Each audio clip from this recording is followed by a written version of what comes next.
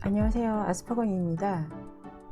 2013년 이후에 아스퍼거 신드롬이라는 그 용어는 더 이상 자폐를 진단하는 매뉴얼 상에서 이제 없어졌다는 것을 근거 삼아서 프로 자폐적이라는 해시태그를 사용하는 사람들이 인터넷 상에서 그 아스퍼거나 아스피라는 용어로 저처럼 그 자신의 자폐를 표현하는 그 사람들을 향해서 공격을 하는 일이 근 몇 년 사이에 일어나고 있습니다.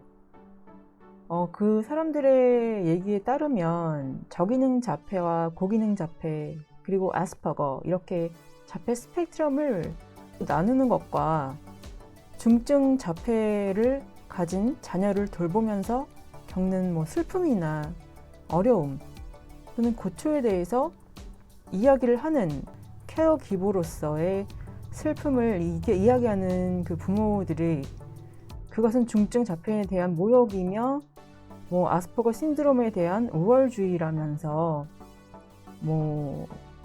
더 이상 아스피라는 용어를 사용하지 말 것과 중증 자폐인에 대한 그들의 자폐 증상에 대해서 이야기하는 것을 하지 말라. 그분들에 대해서는 자폐 커뮤니티에 들어오지 못하게 배제를 한다든지 이런 일들이 현재 미국에서 몇 년 동안 발생하고 있는데요.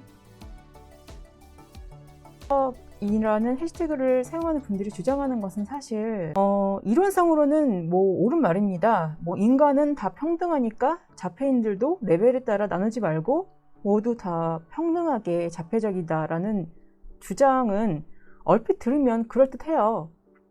자폐 스펙트럼을 가지고 있는 사람들 중 누구는 좀 더 자폐적이고 또 누구는 덜 자폐적인 것이다. 이렇게 구별하는 것은 비인간적이며 아스퍼거에 대한 우월 의식이나 아스퍼거인들에게 더 잘난 듯한 사람들의 이미지를 주기 때문에 그거에 대한 단어를 쓰지 말라고 직접 아스퍼거인들에게 중지를 요청하거나 또는 뭐라고 하죠? 이렇게 따돌린다든지 이런 일들이 발생하고 있습니다. 네, 저는 30대 이후로 아스퍼거 신드롬에 대해서 드디어 자세하게 알게 되면서 제가 아스퍼거인임을 깨닫게 된 아스퍼거인입니다. 이 가슴 속에 평생 맺혀있던 늘 오해받고 사는 듯한 이 느낌, 내가 속하는 곳이 없다는 이 느낌에 대한 그런 의문이 풀리는 듯한 해방감과 그런 깨달음으로 인해서 이전보다는 훨씬 이 세상을 좀 편하게 살게 된, 또 나를 더 잘 알고 싶고, 또 제가 자폐 스펙트럼, 특히 아스퍼거라는 이 희한한 그 상태에 대해서 제가 알아낸 어떤 연구에 대해서 제가 나름 그 번역을 해서 한국 위키피디아에도 올리기도 했었고, 또 아직도 이 많은 연구가 이루어지고 있는 이 자폐 스펙트럼이라는 것에 대해서 여전히 공부를 하고 있습니다. 아스피인 저에게 그 자폐라는 것은 제 자신이 평생을 가슴속에 품어왔던 이 세상에 대한 의문이며 또한 해답이었고 함부로 이야기할 수 없는 아주 진지한 주제입니다. 자폐와 아스퍼거 신드롬에 대해서 제대로 되지 않은 잘못된 정보를 전달을 받은 사람들이 아스퍼거에 대해서 부정적인 아이디어나 어떤 잘못된 정보가 퍼지게 되는 일이 있는데, 정작 정말 아스퍼거인으로서 자신에 대해서 이해를 할 기회를 잃고 그런 것으로 인해서 평생을 자신이 아스퍼거인지 모르는 사람들도 많이 있을 거라고 저는 생각하고요. 저 역시 그 중에 한 명이었습니다. 이 세상엔 자폐 스펙트럼이 정말 제대로 무엇인지, 그 중에서도 자폐의 어려움이 겉으로 많이 발현되게 보이지는 않으나 아직도 자폐인의 그런 자폐의 모습을 내면적으로 갖고 있는 이 희한한 이 아스퍼거 신드롬이라는 것에 대해서 인터넷상에서 떠돌아다니는 정보들은 많으나 또 얼핏 무엇인지 듣기만 하신 분들은 많을 거예요. 하지만 정작 정말 어떤 것인지 제대로 잘 알고 있는 분들은 많은 것 같지 않습니다. 그 아스퍼거가 무엇인지 안다고 하시는 분들 중 보면 그저 영화나 미디어에서 나오는 어떤 특정한 캐릭터를 부각시킨 인물들만을 어떤 특정한 캐릭터를 부각시킨 인물들로 아스퍼거는 저런 사람들이구나 이렇게 판단을 하게 됨으로써 점점 더 정말 아스퍼거를 갖고 있는 분들이 난 저렇지 않으니까 난 아니겠지 이러면서 그냥 계속 살아가게 되는 거죠. 정신장애 질환을 진단하는 매뉴얼 중에 하나인 DSM이나 ICD에서 더 이상 아스퍼거 신드롬이라는 명칭을 사용하지 않고 모든 자폐를 다 아울러서 자폐 스펙트럼 장애라는 용어로 통일을 하게 되고 나서 자폐 스펙트럼 선상에 있는 사람들을 그 인지적 능력이라든지 지능의 차이 그리고 감각기관의 예민함을 느끼는 정도나 그것을 견디는 정도의 차이를 구분하여 각각의 다른 용어로 진단을 하지 않고 이제 자폐 스펙트럼 장애라는 용어로 그 용어 하나로 다 통일하게 되면서부터 의사들이 진단할 때 그 명칭을 구별하는 복잡한 단계가 사라져서 아마 진단을 내리기가 쉬워졌겠죠. 그런 그 편리함이 이루어졌을 뿐 사실 그것으로 인해서 자폐 스펙트럼 선상에 있는 사람들 사이에서 또는 진단을 하는 의사들끼리도 또 미디어에서 자폐나 아스퍼거 신드롬을 다루는 사람들 사이에서도 그 명칭을 다 사용하는 것에 대해서 혼란이 일어나고 있는 것 같습니다. 북미 지역에서는 몇 년 전부터 저기능 자폐와 고기능 자폐 그리고 아스퍼거 이렇게 나누어서 아스퍼거 신드롬이라는 진단명을 자신의 진단명으로 고수하고 저처럼 자신의 아스피 정체성을 유지하고 싶은 그 아스퍼거인들과 또 중증 자폐인 그 자녀를 돌보면서 겪는 슬픔이나 어려움 또는 고초를 이야기하면서 그런 중증 자폐인의 부모들에 대해서 그것은 중증 자폐인에 대한 모욕이고 아스퍼거 신드롬에 대한 우월주의라며 공격을 하는 무리들이 있는데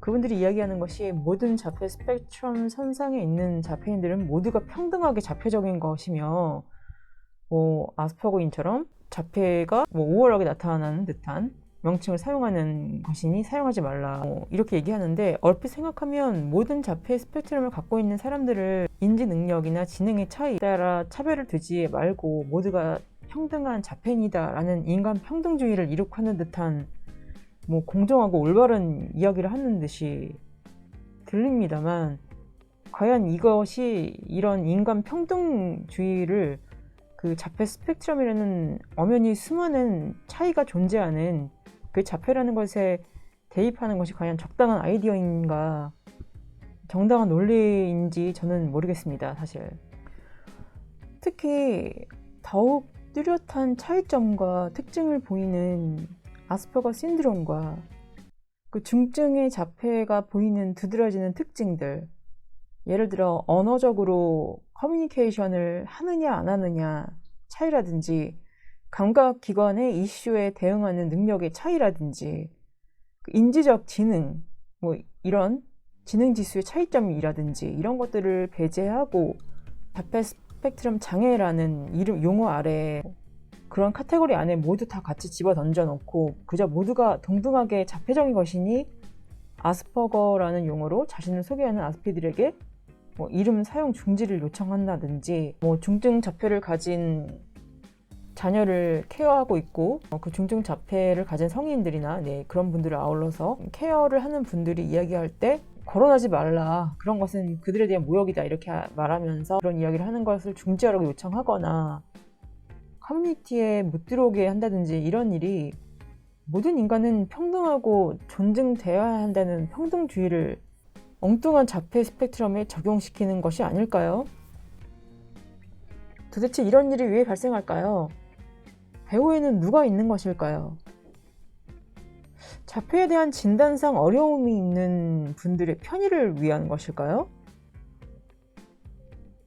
자폐인 모두가 인간으로서 평등하다는 원칙이나 이념은 이해가 되고 맞는 이야기입니다. 누가 덜 아프고 더 아프다는 이유로 사람을 차별하는 건 하지 말아야죠. 그러나 자폐 스펙트럼을 가지고 있는 사람들 각 개인의 차이가 있는 것은 엄연한 사실이지 않습니까? 자폐 스펙트럼 장애라는 명칭으로 모든 자폐인들을 진단할 때 그 용어가 통일되면서부터 자폐인들끼리의 용어로 구분짓지 말고 실제로 자폐적이라는 말로 자폐 평등을 주장하고 있는 그분들이 실제로 배제하고 있는 분들은 사실 그 어느 누구보다 일상생활에서의 생활이 타인의 도움이 없이는 어려운 중증 자폐인들입니다. 자신의 의사나 생각을 표현하지 못하는 중증 자폐인들, 이런 일들이 발생하고 있는 것조차 모르고 있는 그 자신의 의견을 피력할 수도 없는 그런 중증의 자폐인들, 그분들을 배제하고 있는 거죠. 그 아스퍼거인들의 아스퍼거라는 용어를 사용하면서 자신을 자폐인 중에 우월한 사람으로 표현하지 않게 하는 것과 중증 자폐를 가진 아이들을 키우고 있는 그 부모들에게 그 아이들의 중증 자폐에 대해서 이야기하지 않는 것이 과연 자폐인의 평등을 이루는 것이며, 과연 이것이 아스퍼거인을 비롯한 자폐 스펙트럼 선상에 있는 모든 자폐인에게 어떤 궁극적인 도움이 되는 것일까요? 아스피로서, 그리고 누구보다 중증 자폐가 어떤 것인지, 어떻게 차이를 보이는 것인지를 잘 알고 있는 제가 볼 때는 자폐 평등, 그것이야말로 중증 자폐인을 배제함으로 인해서 그들에 대한 차별이며, 자폐의 특수함을 다른 형태로 보이는 아스퍼거인에 대한 차별이 아닌가 생각을 해보면, 정형인들에게 자폐 스펙트럼에 대해서 더 큰 혼란만을 일으키게 됨으로 인해서 결국 모든 자폐 스펙트럼을 갖고 있는 사람들에게 부정적인 영향을 주는 것이 아닌가. 자폐 스펙트럼, 이 정말 복잡하고 이다지도 다양한 자폐적인 다양한 특색을, 차이점과 다양함을 보이는데, 사실 즉 아스퍼거의 뛰어난 인지 능력을 이야기하거나 독특한 어떤 차이점에 대해서 이야기를 하고 자신이 아스퍼거이라는 것을 이야기를 하는 사람들을 향해서, 또는 그 중증 자폐인이 가진 그 생활 전반적으로 보이는 어려움, 타인의 도움이 없이는 독립적 생활이 어려운 그들의 어려움, 말로 생각을 표현하지 않는 그 어려움들, 감각기관의 예민함을 좀 더 영향을 받으며 그 예민함을 표현을 감추지 못하는 중증 자폐인들, 이런 모든 차이점에 대해서 제가 저의 아스퍼거 신드롬에 대해서 중증 자폐와 구별되는 특징으로 이야기하는 것이 과연 아스퍼거 우월주의며 중증 자폐인에 대한 모욕인 걸까요? 저는 자폐 스펙트럼에서 저기능, 고기능, 자폐, 그리고 아스퍼거가 보이는 자폐가 어떻게 발현되어 중경도를 나타내며 또 그것에 대해 차별을 두는 것은 저 같은 아스퍼거인을 포함한 자폐 스펙트럼 선상에 있는 모두의 니즈의 이해, 그리고 그에 알맞는 서포트를 위해서도 필요한 것이라 생각합니다. 비록 진단하는 의사분들은 스트레스를 받겠지만 말이에요. 이렇게 각각의 자폐인들에 대한 그 증상에 대해, 그 중경도에 대한 차별을 두는 것이 과연 아스퍼거 우월주의며 중증 자폐인에 대한 모욕일까요?